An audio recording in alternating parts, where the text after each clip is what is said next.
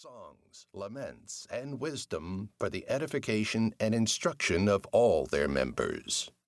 The thread that ties together this body of writings is a question that was trailblazing at the time. What does it mean to be a people?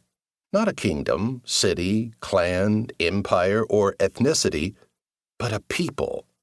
In other words, a national community that embraces many different cities, clans, ethnicities, and so on, and that may have kingdoms in their collective past, but that now, thanks to a new self-understanding, survival strategies, and institutions, does not depend on territorial sovereignty or statehood.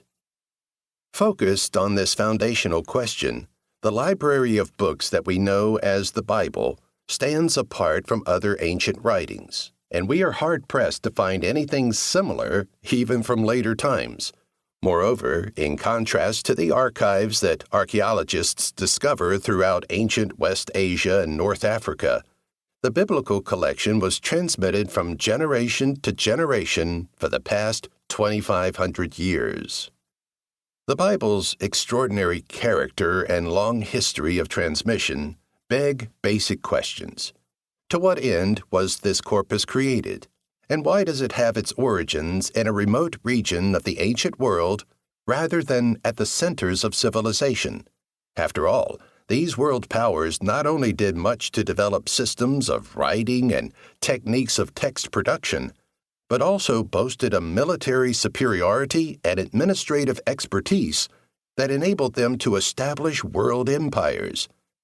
How is it, then, that the literary legacies of these leading civilizations were completely forgotten, while a body of writings from a conquered and colonized community survived?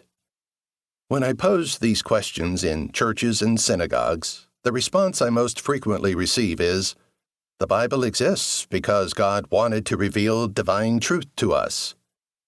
My aim is not to challenge this conviction, but just as a wildlife biologist would not be satisfied with the response, "The leopard has spots because God wanted it that way," so as a historian, I want to know the more immediate reasons why the Bible was written at this particular time and place. When I ask these same questions in non-confessional and secular settings, many assume that 1. The Bible originated as religious scripture, and 2. Most ancient religions required scriptures. Both assumptions are demonstrably false. Much of the Hebrew Bible has very little to do with religion or theology, and ancient religions managed very well without Holy Writ.